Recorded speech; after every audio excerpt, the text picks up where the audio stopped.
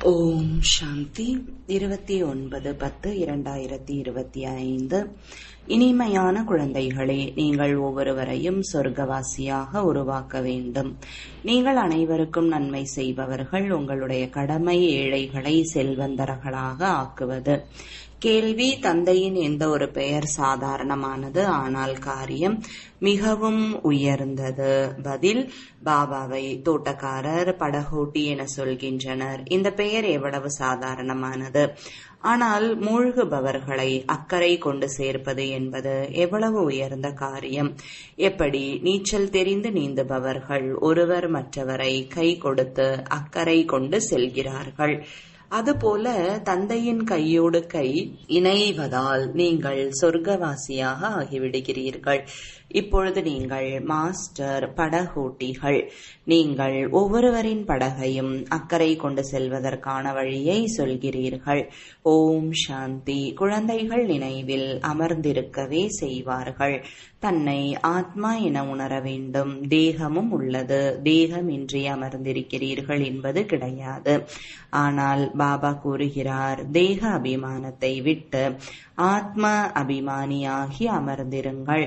ஆத்ம அபிமானம் சுத்தமானது, தேக அபிமானம் அசுத்தமானது. நீங்கள் அறிவீர்கள், ஆத்ம அபிமானி ஆவதன் மூலம் புனிதமான தூய்மையாக ஆகிக் கொண்டு இருக்கிறீர்கள். தேக அபிமானி ஆவதால் அசுத்தமாக தூய்மையற்றவர்களாக ஆகிவிட்டீர்கள். அழைக்கவும் செய்கிறார்கள், ஹே பதித பாவனா வாருங்கள். உலகம் தூய்மையானதாக இருந்தது, இப்பொழுது தூய்மை இல்லாமல் உள்ளது. மீண்டும் தூய்மையான உலகம் அவசியம் வரும். சிருஷ்டி சக்கரம் சுற்றும். யார் இந்த சிருஷ்டி சக்கரத்தை அறிவார்களோ அவர்கள் சுயதரிசன சக்கரதாரி என சொல்லப்படுவார்கள். நீங்கள் ஒவ்வொருவரும் சுய தரிசன சக்கரத்தை சுற்றக்கூடியவர்கள். சுயமாகிய ஆத்மாவிற்கு சிருஷ்டி சக்கரத்தை பற்றிய ஞானம் கிடைத்துள்ளது. யார் ஞானத்தை கொடுத்தார்? நிச்சயமாக அவரும் சுய தரிசன சக்கரதாரியாக இருப்பார். பாபாவை தவிர வேறு எந்த மனிதர்களும் கற்றுத்தர இயலாது. பரமாத்மாவாகிய தந்தைதான் குழந்தைகளுக்கு கற்று தருகிறார். அவர் கூறுகிறார், குழந்தைகளை நீங்கள் ஆத்ம உணர்வுடையவர் ஆகுங்கள். சத்தியுகத்தில் இந்த ஞானம் அல்லது அறிவுரை தருவதற்கான அவசியம் இருக்காது. அங்கே பக்தியும் இருக்காது. ஞானத்தினால் ஆஸ்தி கிடைக்கிறது. பாபா ஸ்ரீமத் தருகிறார். இதனால் நீங்கள் சிரேஷ்டமானவராக ஆவீர்கள். நீங்கள் அறிவீர்கள், நாம் சுடுகாட்டில் இருந்தோம். இப்பொழுது பாபா சிரேஷ்ட சொர்க்கவாசியாக ஆக்குகிறார். இந்த பழைய உலகம் சுடுகாடாக ஆகப் போகிறது. மரண உலகத்தை சுடுகாடு என்றுதான் சொல்வார்கள். சொர்க்கம் என சொல்லப்படுவது புதிய உலகம். நாடகத்தின் ரகசியத்தை பாபா புரிய வைக்கிறார். இந்த உலகம் முழுவதும் அழியக்கூடிய வைக்கோல் போர் என சொல்லப்படுகிறது. பாபா புரிய வைத்துள்ளார், முழு சிருஷ்டியின் மீதும் தற்சமயம் ராவண ராஜ்யம் உள்ளது. தசராவும் கொண்டாடுகின்றனர். எவ்வளவு மகிழ்ச்சி அடைகிறார்கள். பாபா கூறுகிறார், குழந்தைகள் அனைவரையும் துக்கத்தில் இருந்து விடுவிப்பதற்காக நானும் கூட பழைய ராவண ராஜ்யத்திற்கு வர வேண்டி உள்ளது. ஒரு கதை சொல்கின்றனர். யாரோ கேட்டார்கள், முதலில் உங்களுக்கு சுகம் வேண்டுமா அல்லது துக்கம் வேண்டுமா? அதற்கு சுகம் வேண்டும் என்று சொன்னார். சுகத்தில் செல்வீர்கள் என்றால் அங்கே யமதூதர் முதலானவர்கள் வர இயலாது. இதுவும் ஒரு கதை. பாபா கூறுகிறார், சுகதாமத்தில் ஒரு பொழுதும் காலன் வருவது இல்லை. அமரபுரி ஆகிவிடுகிறது. நீங்கள் மரணத்தின் மீது வெற்றி கொள்கிறீர்கள். நீங்கள் எவ்வளவு சர்வசக்திவானாக ஆகிறீர்கள். இன்னார் மரணம் அடைந்து விட்டார் என்று அங்கே ஒரு பொழுதும் சொல்ல மாட்டார்கள். மரணத்தின் பெயரே அங்கு இருக்காது. ஒரு ஷரீரமாகிய ஆடையை மாற்றி வேறொன்றை அணிந்து கொண்டனர். பாம்புகள் கூட தோலை மாற்றிக் கொள்கின்றன அல்லவா? நீங்களும் கூட பழைய தோலை விட்டு புதிய தோல், அதாவது ஷரீரத்தில் வருவீர்கள். அங்கே 5 தத்துவங்களும் கூட சதோ பிரதானமாக ஆகிவிடுகின்றன. ஒவ்வொரு பொருளும் பழம் முதலியன மிக சிறந்ததாக இருக்கும். சத்யுகமே சொர்க்கம் என்றுதான் சொல்லப்படுகிறது. அங்கே பெரும் செல்வந்தர்கள் இருந்தனர். இவர்களைப் போல சுகமான உலகத்தின் எஜமானர்கள் வேறு யாரும் இருக்க முடியாது. இப்பொழுது நீங்கள் அறிவீர்கள், நாம் தான் இது போல இருந்தோம். ஆக எவ்வளவு மகிழ்ச்சி இருக்க வேண்டும். ஒவ்வொருவரையும் சொர்க்கவாசியாக ஆக்க வேண்டும். அநேகருக்கு நன்மை செய்ய வேண்டும். நீங்கள் பெரும் செல்வந்தராக ஆகிறீர்கள். அவர்கள் அனைவரும் ஏழைகள். எதுவரை உங்களது கையோடு கை இணையவில்லையோ அதுவரை சொர்க்கவாசியாக ஆக முடியாது. தந்தையின் கை அனைவருக்கும் கிடைப்பது இல்லை. தந்தையின் கை உங்களுக்கு தான் கிடைக்கிறது. உங்களுடைய கை பிறகு மற்றவர்களுக்கு கிடைக்கிறது. மற்றவர்களின் கை பிறகு மற்றவர்களுக்கு கிடைக்கும். எப்படி யாராவது நீச்சல் தெரிந்தவர்கள் என்றால் மூழ்கியவர்கள் ஒவ்வொருவரையும் அக்கறைக்கு கொண்டு சேர்ப்பார்கள். நீங்கள் கூட மாஸ்டர் படகோட்டியாக இருக்கிறீர்கள். அநேக படகோட்டிகள் உருவாகி கொண்டு உள்ளனர். உங்களுடைய தொழிலே இதுதான். நம் ஒவ்வொருவரின் படகையும் அக்கறை கொண்டு சேர்ப்பதற்கான வழியை சொல்ல வேண்டும். படகோட்டியின் குழந்தை படகோட்டியாக ஆக வேண்டும். பெயர் எவ்வளவு சாதாரணமாக உள்ளது. தோட்டக்காரர், படகோட்டி. இப்பொழுது நடைமுறையில் நீங்கள் பார்க்கிறீர்கள். நீங்கள் தேவதைகளின் வசிப்பிடமாகிய சொர்க்கத்தை உருவாக்கி கொண்டு இருக்கிறீர்கள். உங்களது நினைவு சின்னம் முன்னாலேயே இருக்கிறது. கீழே ராஜயோகத்தின் தபஸ்யா, மேலே ராஜ்யம் காண்பிக்கப்பட்டுள்ளது. இப்பொழுது பெயரும் கூட தில்வாடா மிக நன்றாக உள்ளது. பாபா அனைவரின் மனதையும் கொள்ளை கொள்கிறார். அனைவருக்கும் சத்கதி அளிக்கிறார். மனதை கொள்ளை கொள்பவர் யார்? இது யாருக்கும் தெரியாது.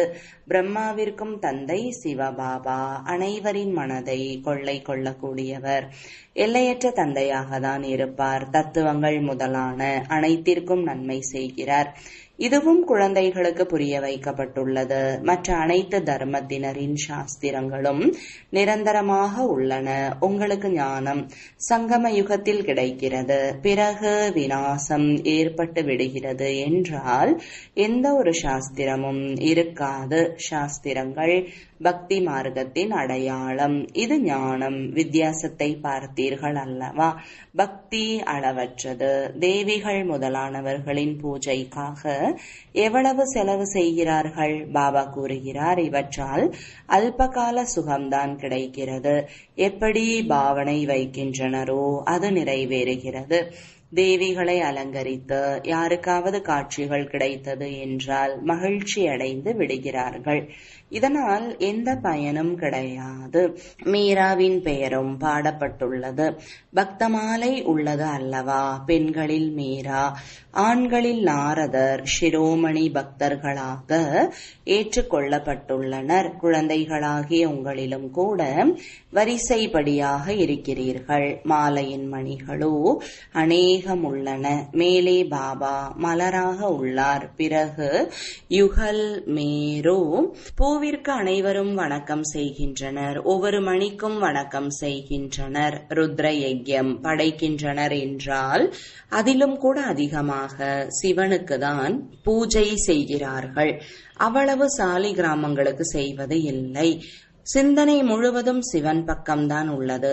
ஏனென்றால் சிவபாபாவினால் தான் சாலி கிராமங்கள் அவ்வளவு புத்தி கூர்மை உள்ளவர்களாக ஆகியுள்ளனர். இப்பொழுது நீங்கள் தூய்மையாகிக் கொண்டிருக்கிறீர்கள். தூய்மையற்றவர்களை தூய்மையாக்கும் தந்தையின் குழந்தைகள். நீங்களும் கூட மாஸ்டர் பதீத பாவனர். யாருக்காவது நீங்கள் வழி சொல்லவில்லை என்றால் ஒன்றுக்கும் உதவாத பதவிதான் கிடைக்கும். இருந்தாலும் கூட பாபாவுடன் சந்திக்கிறீர்கள் அல்லவா? அதுவும் குறைவானது அல்ல. அனைவருக்கும் தந்தை அந்த ஒருவர்தான். கிருஷ்ணருக்கு அது போல சொல்ல மாட்டார்கள். கிருஷ்ணர் யாருடைய தந்தை ஆவார்? கிருஷ்ணரை தந்தை என சொல்ல மாட்டார்கள். குழந்தைகளை தந்தை என்று சொல்ல முடியாது. எப்பொழுது யுகளாகின்றனரோ, குழந்தை பிறக்கிறதோ, அப்பொழுதுதான் தந்தை என சொல்லப்படுவார்கள். குழந்தை அப்பா என்று சொல்லும், வேறு யாரும் சொல்ல முடியாது. மற்றபடி யாராவது வயதானவரை பாபுஜி என சொல்லிவிடுகின்றனர். இவரோ அனைவரின் தந்தை, சகோதரத்துவம் என பாடவும் செய்கிறார்கள். ஈஸ்வரனை சர்வ வியாபி என சொல்வதால் அனைவரும் தந்தை ஆகி விடுகின்றனர். குழந்தைகளாகிய நீங்கள் பெரிய பெரிய சபைகளில் புரிய வைக்க வேண்டியது இருக்கும். எப்பொழுதுமே எங்காவது சொற்பொழிவு செய்வதற்காக செல்வீர்கள் என்றால் எந்த தலைப்பில் சொற்பொழிவு செய்ய வேண்டுமோ அதனை பற்றி ஞான சிந்தனை செய்து எழுத வேண்டும். பாபா விசார சாகர் மந்தன் செய்ய வேண்டியது இல்லை. கல்பத்திற்கு முன் என்ன சொல்லி இருந்தாரோ அதை சொல்லிவிட்டு செல்வார். நீங்களோ தலைப்பை பற்றி புரிய வைக்க வேண்டும். முதலில் எழுதி பிறகு படிக்க வேண்டும். சொற்பொழிவு செய்த பின் நினைவில் வருகிறது, இந்த கருத்துக்களை சொல்லவில்லையே என்று இதை சொல்லியிருந்தால் நன்றாக இருந்திருக்கும். இதுபோல ஆகிவிடுகிறது. ஏதாவது கருத்துகள் மறந்து போய்விடுகிறது. முதலில் சொல்ல வேண்டும். சகோதர சகோதரிகளே, ஆத்ம அபிமானியாகி அமர்ந்து இருங்கள்.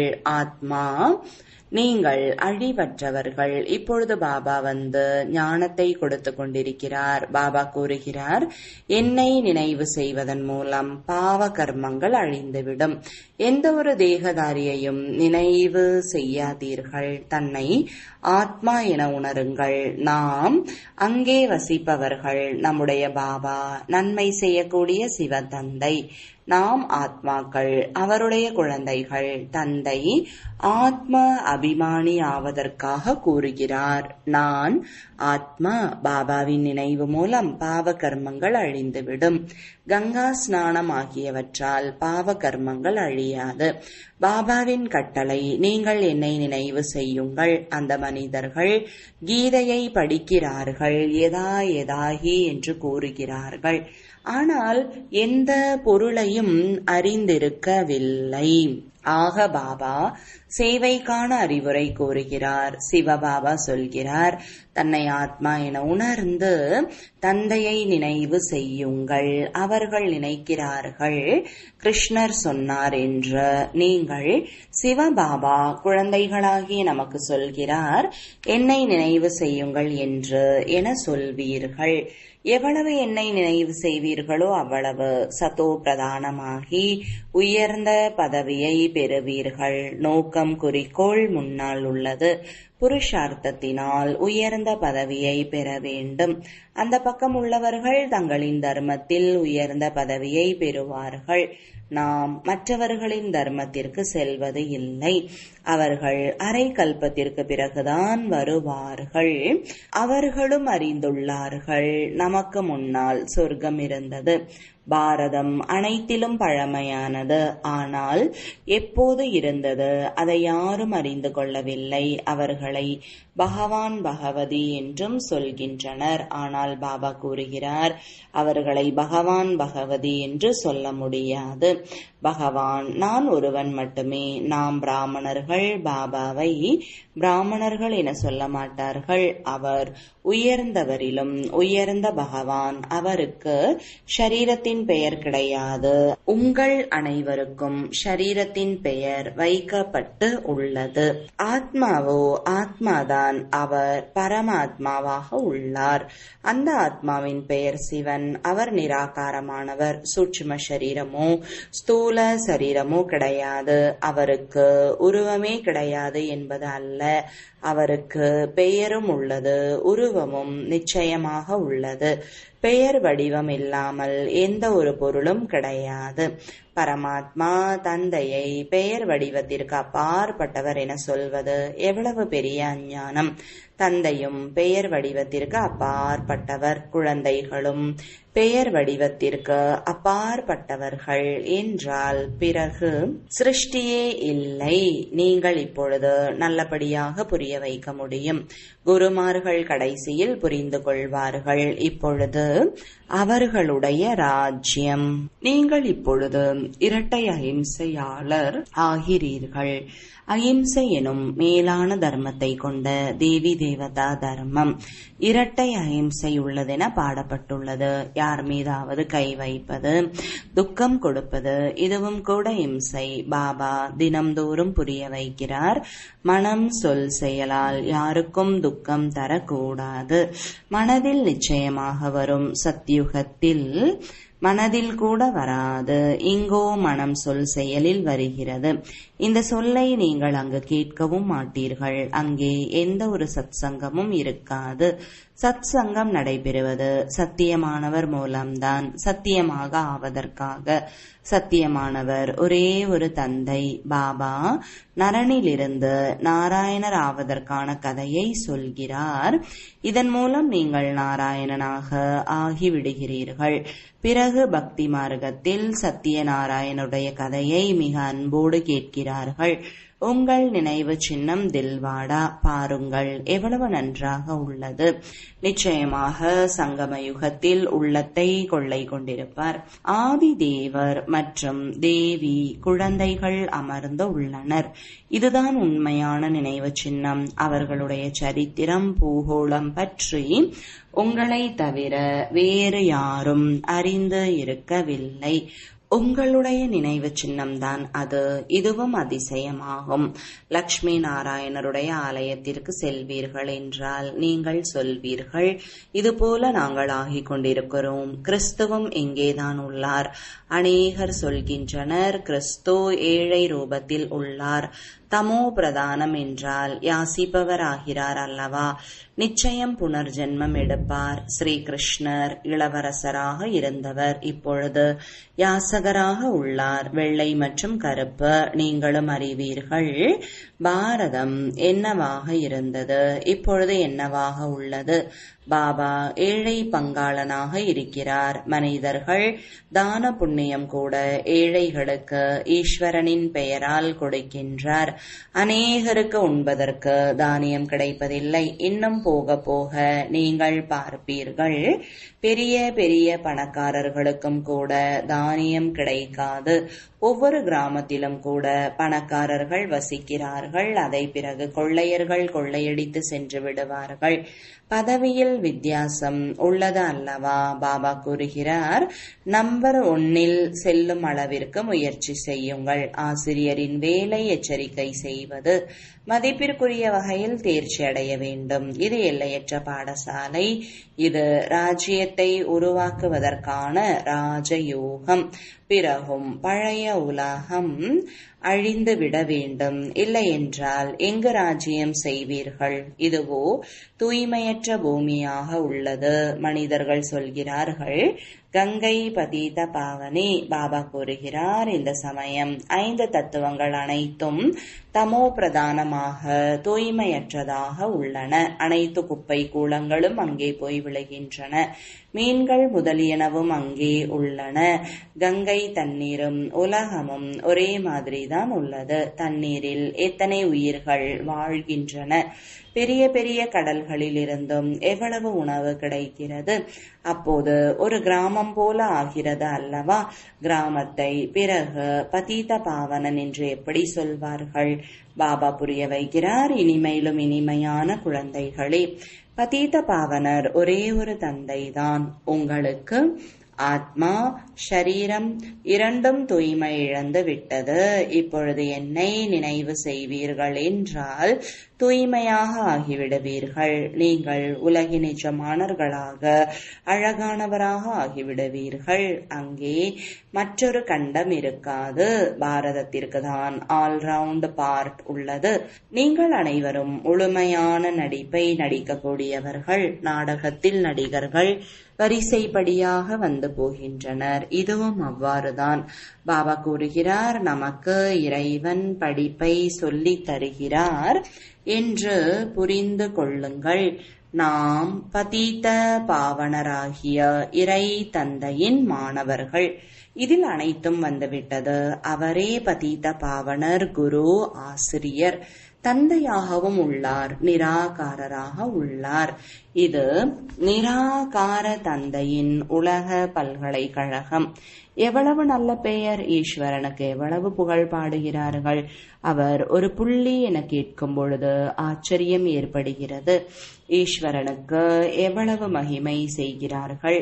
ஆனால் அவர் என்ன பொருளாக உள்ளார்? ஒரு புள்ளி. அவருக்குள் நடிப்பு நிறைந்துள்ளது.